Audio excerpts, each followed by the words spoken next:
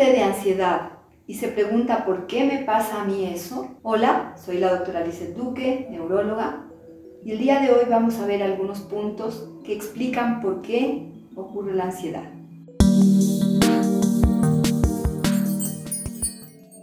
Para empezar, tenemos que entender que la ansiedad es una manifestación de muchas cosas. Hay muchas causas, hay muchas situaciones que provocan ansiedad. Tenemos que diferenciar la ansiedad de lo que ocurre cuando tenemos una situación que nos provoca un estrés agudo. Cuando tenemos un problema, cuando ocurre alguna situación que nos hace reaccionar con miedo, con ansiedad, con angustia, hay reacciones normales de nuestro cuerpo que se generan en defensa frente a una situación puntual. Pero la ansiedad es una cosa mucho más a largo plazo. La ansiedad no necesariamente tiene una causa, un desencadenante, no es porque tengo temor a tal cosa, es una cosa mucho más inespecífica, mucho más difícil de entender. Y ocurre porque en nuestro organismo hay situaciones que desencadenan la gran cantidad de síntomas que se manifiestan en estas situaciones. ¿Qué nos puede provocar ansiedad entonces? Primero, obviamente lo más frecuente, situaciones que nos provoquen problemas, preocupaciones, dificultades cotidianas del trabajo, del estudio, familiares, etc., que nos generan una preocupación, podríamos decir, a largo plazo, con problemas que probablemente son más difíciles de resolver y que se genera incluso un círculo vicioso. Mientras más ansiedad tengo yo, más difícil va a ser que yo pueda resolver mi problema, porque me enfermo, ¿no es cierto? Tengo síntomas, tengo manifestaciones que no me permiten razonar adecuadamente, no me permiten tomar las mejores decisiones. Entonces el primer punto es los conflictos personales. Luego, un segundo punto es la ansiedad que se produce como consecuencia de enfermedades. Hay enfermedades físicas, hay enfermedades mentales, enfermedades de diverso tipo que se manifiestan con ansiedad. Por ejemplo, el hipertiroidismo, diferentes situaciones metabólicas, ¿no es cierto? Diferentes situaciones psiquiátricas, como por ejemplo las crisis de pánico que provocan una ansiedad incontrolable con manifestaciones muy intensas de ansiedad y que probablemente sea el caso de muchos de ustedes, y vamos a hablar un poco después de ese tema. En tercer punto, también pueden ser situaciones ambientales. Hemos vivido en el tiempo pasado situaciones ambientales complejas, la pandemia por coronavirus, temblores, terremotos, inundaciones, desastres de la naturaleza, etcétera, situaciones económicas también mundiales que generan una ansiedad porque realmente nos afectan a todos, algunos más que a otros, pero son situaciones que obviamente ya no dependen de mí, de mis problemas, no dependen de enfermedades, sino que son situaciones externas, pero que finalmente igual nos afectan a todos. Y por último, hay otras situaciones que generan ansiedad y que a veces parecerían no ser la causa y que en el fondo tampoco son situaciones que sean, digamos, deleterias para la salud, no. Pero por ejemplo, el ejercicio es una situación muy favorable, ¿no es cierto? Hacer ejercicio tiene muchísimas ventajas, ayuda mucho a bajar la ansiedad. De hecho, yo lo he recomendado en muchos de los videos que he hecho sobre el tema. Y el ejercicio es una muy buena recomendación. Sin embargo, el ejercicio intenso, el ejercicio que ya demanda en un deportista una exigencia mayor de horario, de rendimiento físico, etc. Por ejemplo, cuando un deportista se está preparando para una competencia durísima, eso genera un estrés también, una ansiedad, porque realmente se movilizan un sinnúmero de hormonas, de sustancias químicas en el cerebro que pueden provocar un estrés. Es por eso que, un poco saliéndome del punto, es por eso que cuando uno tiene insomnio, está muy bien hacer ejercicio, pero no cuando me quiero dormir, porque eso me activa y me genera justamente una actividad hormonal y de neurotransmisores que más bien me activa en vez de darme calma.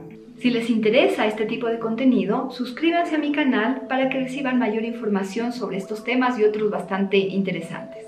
Entonces serían las 4 causas que habitualmente se relacionan al origen de la ansiedad.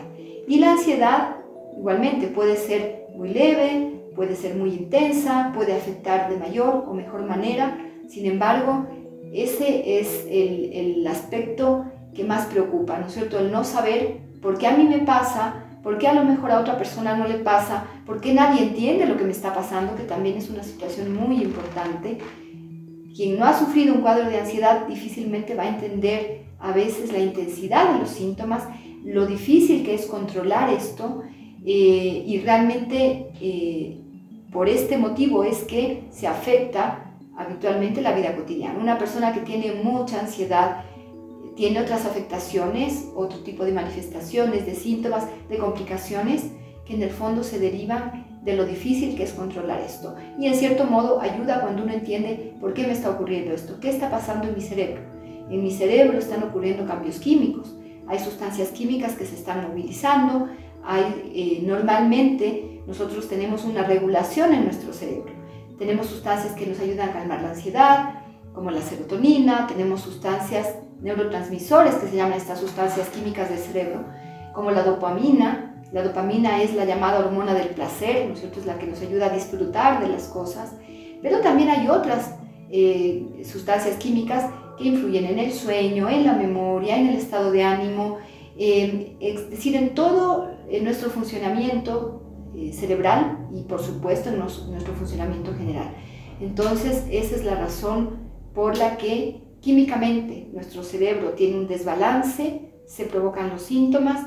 A veces nuestro cerebro solo se autorregula, ustedes habrán sufrido episodios de ansiedad que a veces se calman con medidas naturales. Más adelante hablaremos en otros videos respecto a qué cosas son recomendables hacer para manejar la ansiedad, pero hay situaciones de ansiedad que son en cierto modo manejables de una manera más simple.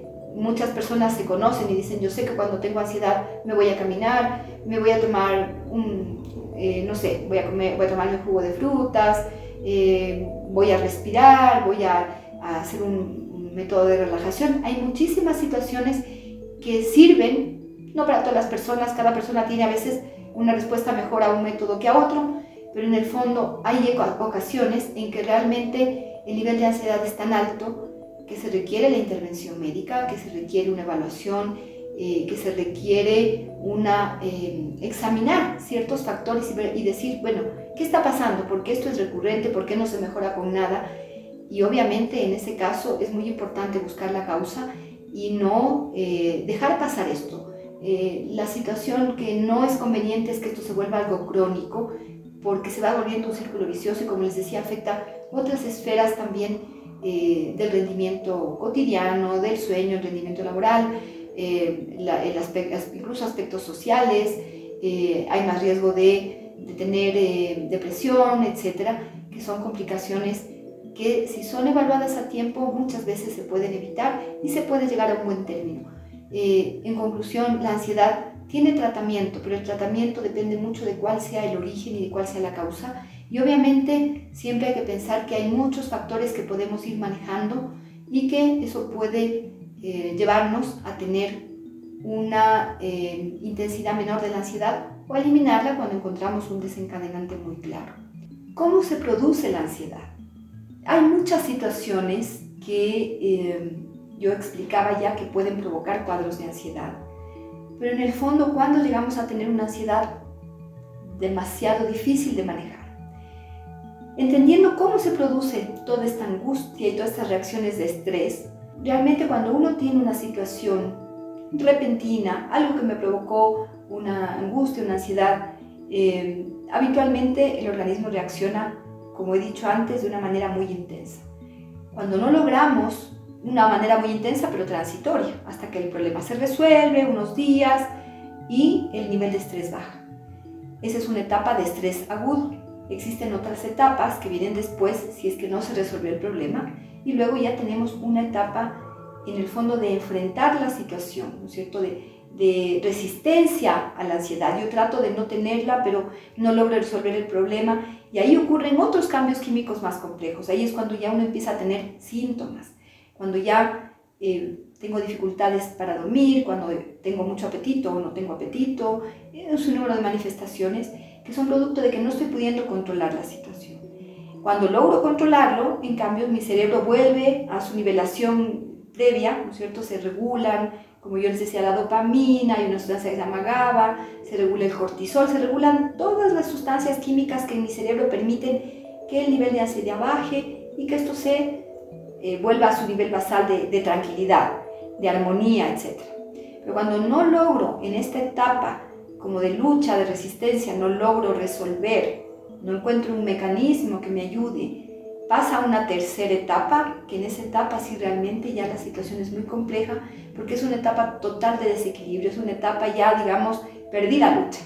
Y en esa etapa realmente en muchos casos se requiere un apoyo médico, porque si no esto tiende a volverse muy crónico. Y en esta etapa hay un desequilibrio ya totalmente grande en la parte no solo química de nuestro cerebro, sino ya en la parte física. Ahí es cuando ya ocurren complicaciones de salud, gastritis, úlceras, problemas mucho más serios. Nosotros vemos personas que llegan, no sé, con ansiedad de muchos años, con insomnio de mucho tiempo, producto también de esta misma ansiedad. Y son dificultades que uno dice, ¿cómo la persona llegó a ese punto? ¿Cómo llegó a vivir así? ¿Cómo mantiene su vida así? Pero lo que pasa es que el paciente, la persona que sufre ansiedad y que a lo mejor sea su caso, se acostumbra a vivir así, parece que así fuera la vida. Y realmente no es así, realmente hay mucho que hacer. Pero lo primero que tenemos que hacer, un poco como un resumen de esto, lo primero que tenemos que hacer, a ver, ¿qué me pasa a mí? ¿Por qué a mí me da ansiedad? Tal vez necesito un chequeo médico para ver qué está ocurriendo, tal vez debo evaluar qué situaciones me están provocando problema, tal vez debo modificar algunos aspectos de mi vida, de mi organización, de mis hábitos, y eso a lo mejor me ayuda. Pero también tengo que tener presente que mientras más tiempo pase, esto se va volviendo una situación crónica, y mientras más crónico sea el estrés, mientras más crónica sea la ansiedad, más problemas físicos me va a dar y también más problemas de desempeño cotidiano.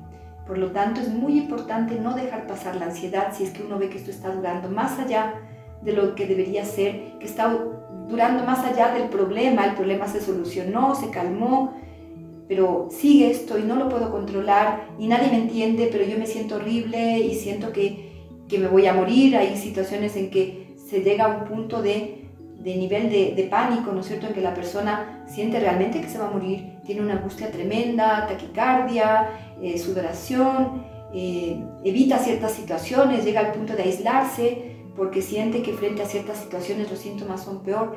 Eso obviamente no es normal, eso nos debe llamar la atención y nos debe motivar a buscar una causa, porque insisto, la ansiedad tiene tratamiento. Si ubicamos bien la causa, si modificamos los aspectos que nos desencadenan esto y hacemos en caso necesario un tratamiento, la ansiedad se puede mejorar totalmente y nuestra calidad de vida también lo va a hacer.